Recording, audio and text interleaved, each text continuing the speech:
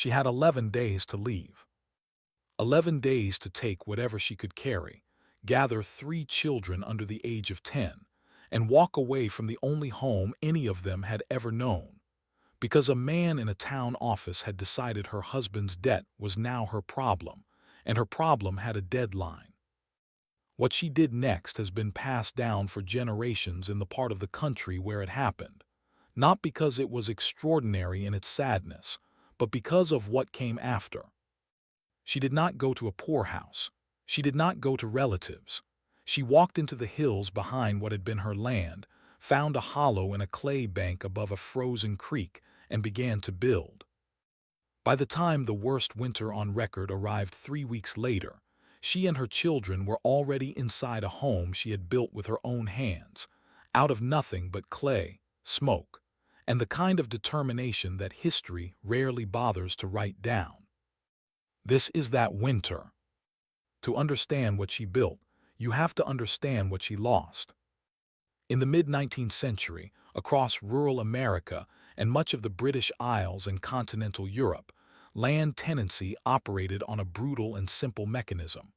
A family did not typically own the ground beneath their home. They rented it from a landlord, a estate, or a creditor, and the survival of the entire household depended on a single signature renewing year to year. When her husband died of fever, of accident, of the dozens of quiet ways men died young in that era, the debt attached to the land did not die with him. It transferred. And in the eyes of the law in most of these jurisdictions, a widow with 3 small children and no income of her own was simply not considered a viable tenant. The notice would have come on a single sheet of paper. A constable or a land agent, or in some documented cases the landlord himself, delivering the news in person. The lease is terminated, the property must be vacated, and the timeline is not negotiable. Historical eviction records from this period, preserved in county archives, poorhouse admission ledgers, and parish relief rolls, describe exactly this pattern repeating itself thousands of times across the 1840s and 1850s. Widows accounted for a disproportionate share of rural evictions, precisely because they represented, to a landlord's ledger, a liability rather than a labor source. She had 2 paths available to her by the standards of the time. The parish workhouse, which in most jurisdictions split families upon entry, housing men, women, and children in separate wards, often permanently. Or the road walking toward whatever relative, however distant, might take in a widow and 3 children for an unknown length of time. She chose neither. She had grown up, by all later accounts, working land that included a clay deposit above a creek bend, ground too poor and too wet to farm, which was precisely why it had never been valuable enough to dispute. It was unclaimed in any meaningful sense. Nobody wanted it. She walked there with her children, the few tools she had been allowed to keep, and whatever food she could carry. What she built was not a cave in the sense of a natural hollow. It was a dugout shelter, lined and sealed with worked clay, a construction method with a documented history stretching back through frontier homesteading, Appalachian subsistence living, and centuries of European peasant architecture before that. The process began with the bones of the structure. A natural overhang or hillside indentation provided the roof and back wall, solid earth, which holds heat far more effectively than any wooden structure of the era could. She would have excavated further into the bank by hand, widening the interior space using whatever tools she had. A spade, possibly a mattock, almost certainly her bare hands for the finer work. The clay itself was the critical element. Raw clay, when wet, is workable and moldable. When packed into a wall in thin layers and allowed to dry between applications, a process called cob construction in the historical record, used across England, Wales, and the American frontier, it cures into a surface nearly as hard as fired brick, provided it is protected from direct rain and given time to set. She would have mixed the clay with water drawn from the creek, and very likely with straw or dried grass gathered before the frost set in. a binding technique documented in cob-building traditions worldwide, where the fibrous material prevents the dried clay from cracking and crumbling under its own weight. Layer by layer, packed by hand against the dirt walls, smoothed with whatever flat tool or even the palm of a hand could manage, the interior surface slowly sealed itself against drafts, against ground moisture, against the wind that would soon be the difference between her children living and dying. A fire pit near the entrance, positioned exactly where ventilation would draw smoke toward the opening rather than back into the sleeping area, provided heat and a place to cook whatever food she had stored or could trade for. The placement of that fire pit was not guesswork. Generations of dugout dwellers, from frontier sod house families to the historically documented earth lodges, used by both indigenous peoples and European settlers across the Great Plains, understood the same basic physics. Heat rises, smoke follows draft, and the entrance must be angled to pull both in the correct direction. She built shelving into the clay walls for what little food and supplies she had. She likely lined the sleeping area with whatever bedding, straw, or animal hides she had managed to bring or barter for in those first weeks. Insulation between bodies and the cold earth floor being, in survival terms, every bit as important as the walls themselves. By the time the first hard frost came, she had built alone, with 3 children too young to do more than gather kindling and carry water.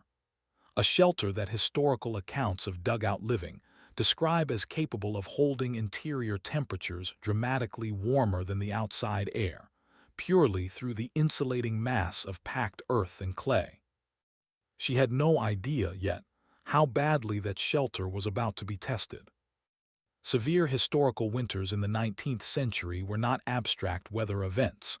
They were recorded, in painstaking and often harrowing detail, by the people who lived through them: diary entries, parish relief records, newspaper accounts of livestock losses and frozen travelers found along roads.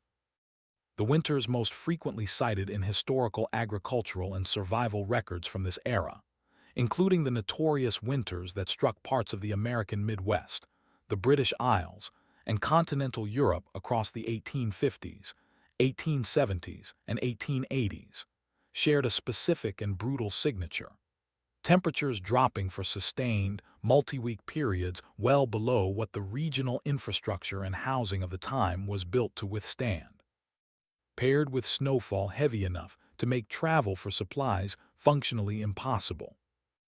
In documented accounts from settlers and rural families who endured these winters, the central danger was rarely the cold itself in any single moment.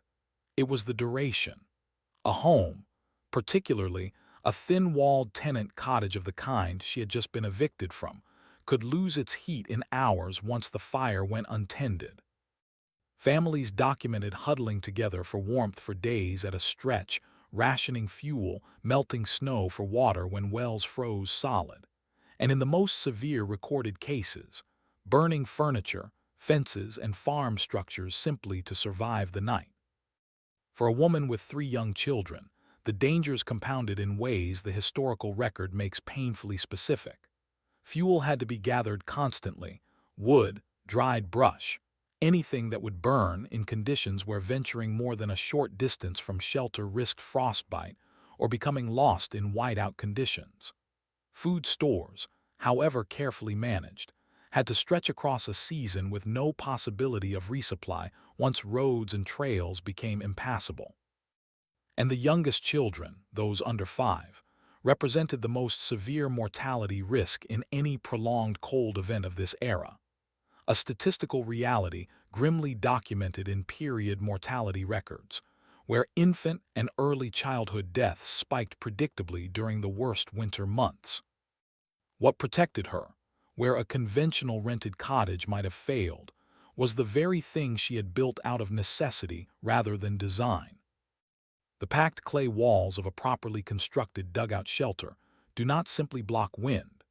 They function as thermal mass. Earth and clay absorb heat slowly during the day and during active fire use, then release that stored warmth slowly back into the living space, smoothing out the temperature swings that killed in thinner-walled structures.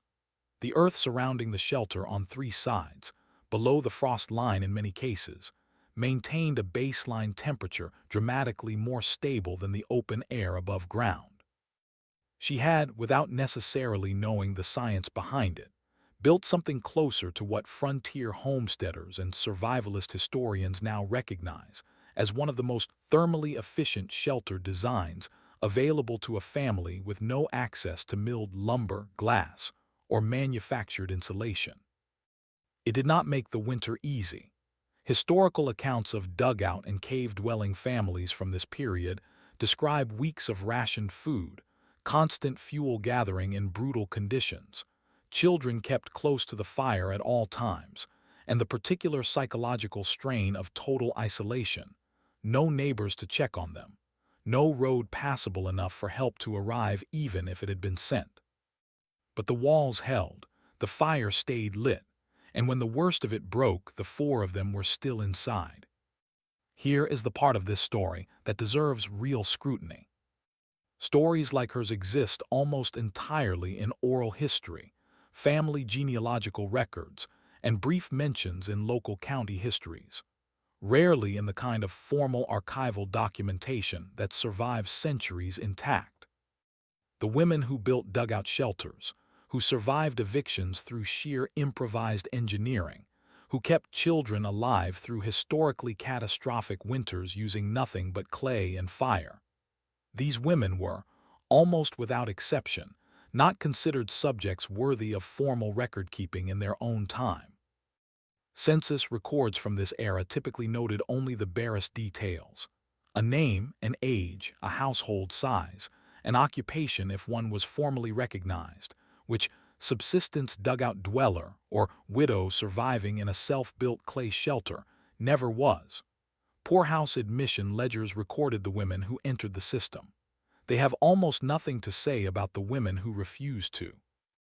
What survives in most documented cases like this is a name in a family Bible, a line in a grandchild's later memoir, a local historical society's brief paragraph, decades after the fact, compiled from second-hand family testimony. The engineering knowledge, the specific clay-mixing ratios, the fire pit placement, the construction sequence, survives not because any institution recorded it, but because it was passed down, mother to daughter, as practical knowledge in households that could not afford to let it be forgotten. This is not a unique story. Historians of rural poverty and frontier survival have noted that for every documented account of a woman building a dugout shelter to survive eviction and a catastrophic winter, there were certainly dozens more whose stories were never written down at all, who survived, or didn't, in complete historical silence. What we are left with, in cases like hers, is usually a single thread: a surviving descendant, generations later, who remembers being told the story, who perhaps still has a photograph of the cave entrance taken decades after it was abandoned, who can point to the approximate location of a clay bank above a creek that no longer shows any visible trace of what was built there. Here is what this story leaves us with. A woman with no legal claim to land, no income, and 3 children under the age of 10 was given 11 days to disappear from the only system that was supposed to protect her. She did not disappear. She built with clay, with fire, with knowledge that no institution had ever bothered to teach her formally, knowledge that existed only because some version of it had survived in the hands and memory of women like her for generations before. She outlasted a winter that historical records describe as catastrophic enough to kill livestock, freeze travelers on open roads, and push rural mortality rates to some of the highest seasonal spikes on record for the era. The system that evicted her left no formal record of what happened to her afterward, because systems of that era rarely tracked what became of the people they discarded.